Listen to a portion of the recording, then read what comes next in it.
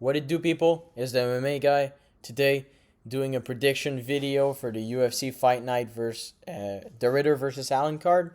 So obviously, this isn't the fight that we were looking forward to. We were looking forward to the Ritter versus Hernandez, and we got Allen instead.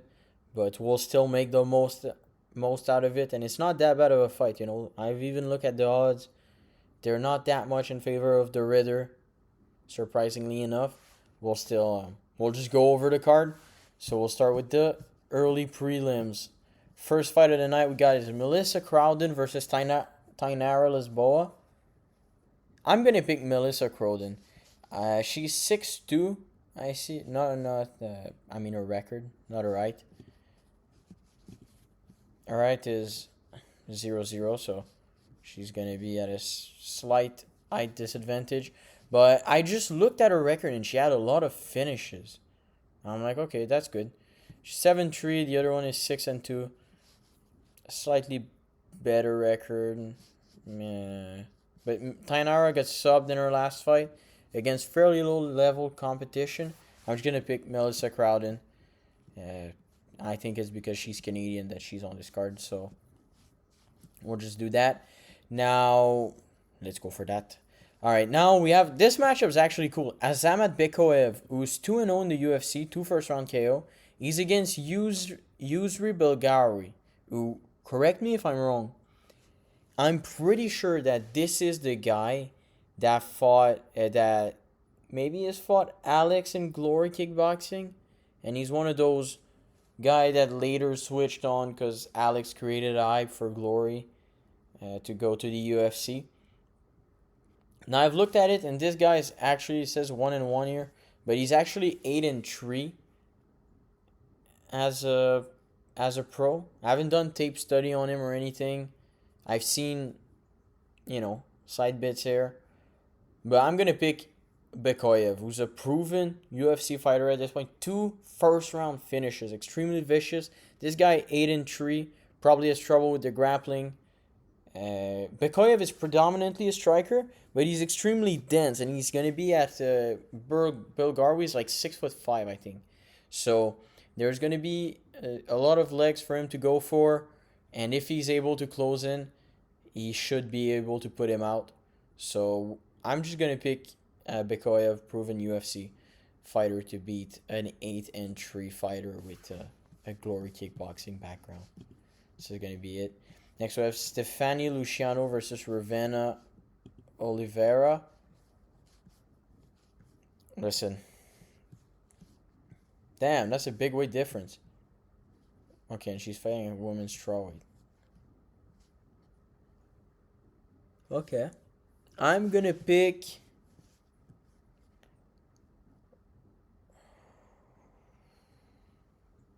Damn, this is tricky. I don't know. They almost got the same record, but Ravenna Oliveira got one more win. But she's 1 inch shorter. And she's also 17 pounds heavier. But she has a 0 inches reach. So I'm going to pick Stefani Luciano to beat her. I don't know. Stefani Luciano, Lucas Tracy always says that she has that tough cookie look. She has that tough cookie look. And I'm going to pick her to beat Ravenna Oliveira. No clue why, to be honest. This is Kyle Prepolek, the guy who fought Benoit Saint Denis as a late replacement on 315 in Montreal, Canada, fighting Drew Dober. I don't know why this guy's getting Drew Dober, but Drew Dober lost his last 2 fights very badly. He got completely beaten up by Gene Silva, and then he got completely put out cold by Manuel Torres. But Kyle Prepolek is neither of those fighters. I don't think he'd do good against neither of those guys. I'm going to pick Drew Dober to beat him. Unless Drew Dober's chin's completely gone, he should win this fight. I mean, this is a horrific record. 27-15. But he has some of those losses that are excusable. I mean, he has a loss to Makachev, so it should be 27-14. I don't even think they should count that as a loss. So there's that. But I'm gonna pick Drew Dober to still do it. He's been, other loss to Gene Silva, Manuel Torres. This is UFC caliber fighter. Cal Prepolek fights in Samurai MMA, which is a Montreal organization. So yeah, gonna go with Drew Dober for this one. Now I have Danny Barlow against Jordan Santos. And I'm not familiar with Jordan. I feel like I've seen this guy fight. Didn't he get like a big KO or something? Is that the one? Oh, good lord. This guy lost to Ozzy Diaz that was supposed to fight with Ateba Gautier. I'm gonna go Danny Barlow. Danny Barlow was on a three well, it was on a 3 fight win streak before he lost to Sam Patterson, if I remember correctly. 2 fight win streak. He beat this guy as well. Beat this. I don't know why it's not showing here. That's so annoying.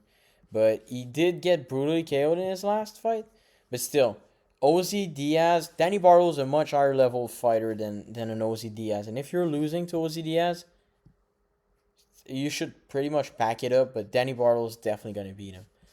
Now we have Yun Sung Park versus Bruno Silva. Bruno Silva is ranked at flyweight for reasons that I'm not aware of, but he got beaten and took a lot of damage against Joshua Van in his last fight. He's getting on the older side at flyweight. Young Sun Park lost to Tatsuro Taira. Completely grappled. Before that, he had an impressive performance, if I remember correctly. Big ol'... Did he have a KO? A big KO or something? First round sub. And a big KO here. Damn, he has more. Okay, see? Only finishes at flyweight. Fighting against Bruno Silva. I'm going to pick Young Sung Park to beat Bruno Silva, and I think he's going to finish him. That's the official pick. Young Sung Park by finish. Next we have Davy Grant fighting Charles Jourdain. This is a phenomenal matchup. This is on the prelims in Canada. This is under Kyle Nelson versus Matt Favola. Cody Gibson versus Aori Killing. What the fuck, UFC? What is wrong with you guys? This is pissing me off. What the fuck is this? Cody Gibson and Aori Killing. This guy who got completely bodied by Damon Blackshear. A guy who literally Davy Grant beat in his last fight. And Cody Gibson, who's like 35 years old, 36, 38, like pushing 40. Bantamweight in an uninteresting fight. Oh my god. This is... What are you doing, UFC? This is embarrassing. It's the prelim main event. I guess they... Oh my god. I don't know why they do that. This could literally be a feature fight. Anyhow. This is stacked. If Charles Jourdain versus Davy Grant's on the prelim of a fight night. This is crazy. Charles Jourdain versus Davy Grant. I'm gonna pick... Now, as a Canadian, my heart goes out to Jourdain, but I don't think he's going to beat Davy Grant. First off, Davy Grant has submissions. He's been submitted before, but he's not... Charles Jourdain isn't a grappler that's going to be able to do it to Davy Grant. Davy Grant has good enough, anti-grappling, if you want to call it that, for Davy Grant. But he's not going to get grappled in this fight. And when it comes to the striking, Davy Grant has... I'm not going to say he's lethal, but Davy Grant has some power. He's ready to bite down the mouthpiece and go. He's extremely gritty. Only thing is that he's old. And so there's going to be one of those times in Davy Grant's career in the next couple fights, where his body's completely going to give up and he's going to look like a shell of himself. And that's when he's going to have to call it quit. Or he can call it quit before that. But Davy Grant is a fighter. He just beat Damon Blackshear, which is a phenomenal win. Damon Blackshear was set to fight in the rankings. You know, he fought Montel Jackson for the 15th spot. That's how Montel Jackson got ranked. And got KO'd down the pipe, but this was like one of those simulation moments. Because I think normally Damon Blackshear, probably 7 to 8 times out of 10, is going to beat a Montel Jackson. That's what I think. Especially the way Figueiredo was taking him down. I think Damon's a phenomenal grappler. Almost had Davy in that first round, but Davy Grant beat him, outgrid him, and I think he's going to do the same to Charles Jourdain in Homeland. But if Charles Jourdain can beat the Davy Grant, that's going to be extremely impressive. This could be the people's main event, if I'm being honest. This is a phenomenal fight. Very much looking forward to it. Jourdain looks phenomenal at bantamweight. He did. And Davy Grant is phenomenal. So, very much looking forward to this matchup. This is people's main event. Next, we have Kyle Nelson versus Matt Frevola. Oh, good lord. This is one of those. I'm going to pick Kyle Nelson because he's Canadian. Cody Gibson versus Ariki Lang. I'm going to pick Cody Gibson. I think Ariki Lang is... Oh, they have pretty much the same record. I feel like in his last fight, Cody Gibson, I saw some good... I think he had some good wrestling moments. I saw it. And I think Ariki Lang is one of those fighters that Damon Blackshear beat striking on the feet the whole time. Kind of. He's one of those guys where grapplers feel... He's a striker that grapplers feel comfortable out striking on the feet. This is horrible as a main card fight, honestly. But I'm going to go Cody Gibson. He has a length advantage, which Ariki Lang doesn't have the striking to overcome, I don't think. He has a 2-inch reach advantage. Crazy. Anyhow, Manon Fiorot versus Jasmine Jesus de Vicious. This is one of the best fights on this card, and it's a woman's fight. Crazy stuff. But I'm hyped. Jasmine Jesus de Vicious is a killer lately. She got just completely bodied Jessica Andrade. Manon Fiorot had a close fight with the champ. This is going to be very, very tricky for Jasmine Jesus de Vicious. Erica Blanchfield, is that her name? Blanchfield was unable to have any kind of success grappling against Manon Fiorot, who's she's a bit of an... Lucas calls her an NPC striker. Lucas Tracy calls her an NPC striker, but if she has like good cardio kickboxing striking and stuff, I think Jasmine's a better grappler than Blanchfield. So I'm gonna pick Jasmine Jesus de Vicious to beat her. This is going to be my pick, and she's probably a big underdog. Not a big underdog, but probably a plus 170, 180 underdog, something like that.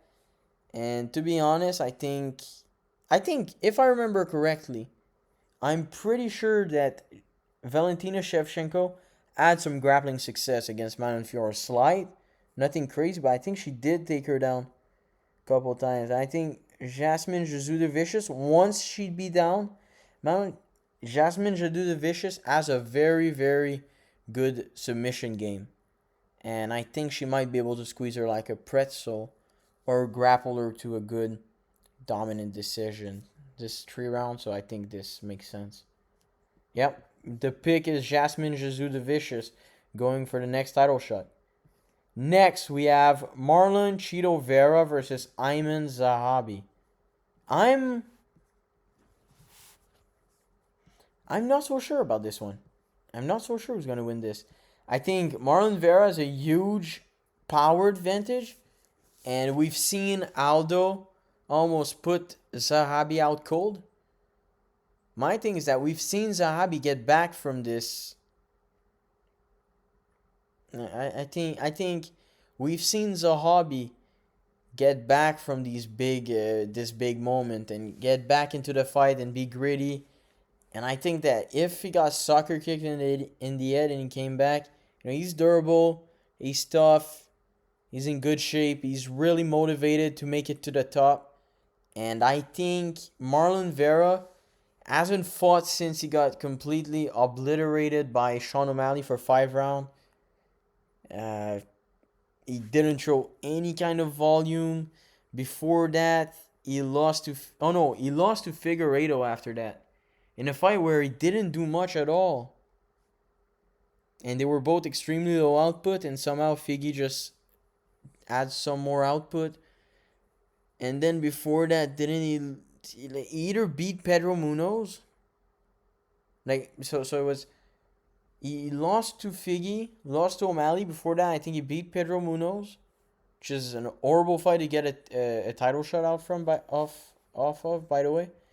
And before that, he got bodied by Corey Sandhagen. Now, these are all much higher level of opponent than Ayman Zahabi. But I still think I'm going to go... Zahabi has a disadvantage in the reach as well. I'm going to go Zahabi to beat him. I think he's going to out-grit Cheeto, out-volume him, and beat him. What happened? Oh, we can validate that. I didn't click this. I don't know what happened. Yeah, so this big one, 2022.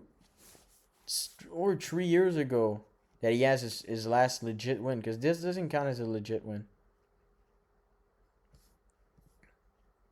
Yeah, no, Cheeto is done for now. He's done so. Even he's not old though. He's not old. That's the thing. So, well, I'm gonna pick Ayman Zahabi to outgrit Cheeto, because he hasn't been looking good as of late, and Ayman Zahabi's motivated, make it to the top, and despite not being the most technical fighter, he's extremely gritty, bites down the mouthpiece, and I think that's gonna get it done for him. Now, Kevin Holland versus Mike Malott. I think that's a great fight. I would have put Ayman Zahabi versus Marlon Vera. It's 2-ranked fighter. I would have put that above it, but whatever. Now we have Kevin Holland, who's 28-14, so he wins 2, lose 1. And then we have Mike Malott, who's 12-2. Not that big of a height advantage, which is gonna be tricky for Kevin Holland, because when he fights people similar to him in size, and he doesn't have that big old... Well, he does have a big reach advantage. Never mind. That's not going to do much. 81-inch to 73. With that being said, I'm going to pick Mike Malott to beat him. I think Mike Malott in Canada, of the Gritster, going to beat him. I think he has wrestling, which Kevin Holland's anti-wrestling is subpar when it gets to this kind of level, I feel like. He's off a big loss to Daniel Rodriguez, who was a huge favorite in.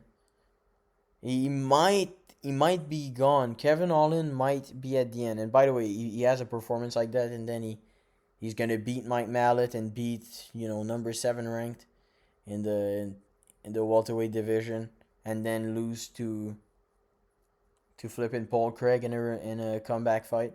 This is Kevin Holland all over again, but I think this time it might be it. I don't know. I think his chin, he's been very good with and stuff. He got cracked by Oleg Jacek at 85. Oleg Jacek does have good power. I don't know, to knock down Kevin Holland like that, upper weight class. I thought that was impressive, although he armbarred him after, so it's not like he had any form of mental disconnect, so that's not bad. But he did get cracked badly against Daniel Rodriguez, who's not someone with crazy power, despite what they do when they hype up the fight. He doesn't have crazy power like that. And I'm gonna go Mike Malott. I think he has shown to have that kind of power when he put out Charles Radke, and also he has that grappling. He has very solid grappling, which he's going to be able to use in this fight. Offensively, I think, too. So I'm going to pick Mike Mallet to beat Kevin Holland and take his spot and become the number 15 ranked welterweight. I think this is it. Next, we have Rainer the Ritter versus Brandon Allen as the main event of this card. It's pretty simple. I'm going to go Rainer the Ritter. I think that the knees down the middle, he has very, very good knees that he's been using a lot recently. Whitaker has had some trouble with it. I think he has extremely good pressure. He's some kind of a marauder. He's not going to get you out in the first, but he has very, very good pressure and pace. He's going to wear you down. Brandon Allen, slightly short notice, and so I think that he might start wearing the pace after 3 rounds, and I think that's when Rainer the Ritter, the knees are gonna open, everything, he's gonna be able to let go, and I think he's gonna finish Brandon Allen late. This is the official prediction: Rainer the Ritter by finish. Although I will say this. Brandon Allen had very, very good ends in that fight. If you rewatch, especially the 3rd round against Imavov, he showed very good ends. And it wasn't, Imavov didn't look tired at all. Anything like that. He had straight up good ends, but he doesn't really believe in his hands. His grappling is where he excels. Now, I think if he believes in his hands, yeah, he also gave some big trouble to Fluffy on the feet.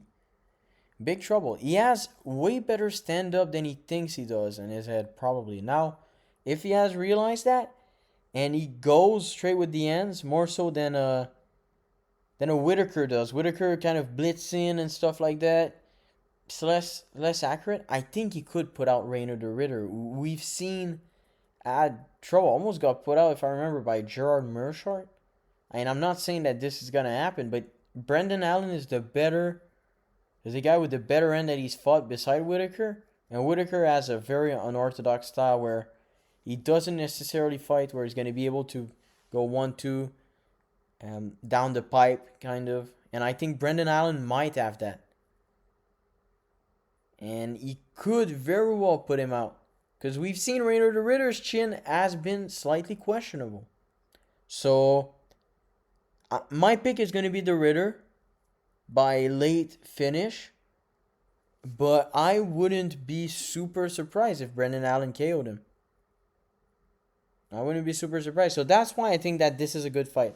Now I'm going to go the Ritter. I feel like Brandon Allen, you kind of pick him to win. You think he has a tricky style and everything, and then he kind of loses at that upper echelon. When he fights these guys, when he fought Fluffy, when he fought Imavov, when he fights these guys, he loses. And I think that RDR is at that level. So this is going to be the pick. Thank you for watching the video. Like, comment, subscribe. Let me know what you guys think in the comment. If you have picks that you want to share, whatever, interacting in the comments. So that's that. And thank you for watching. Till next time.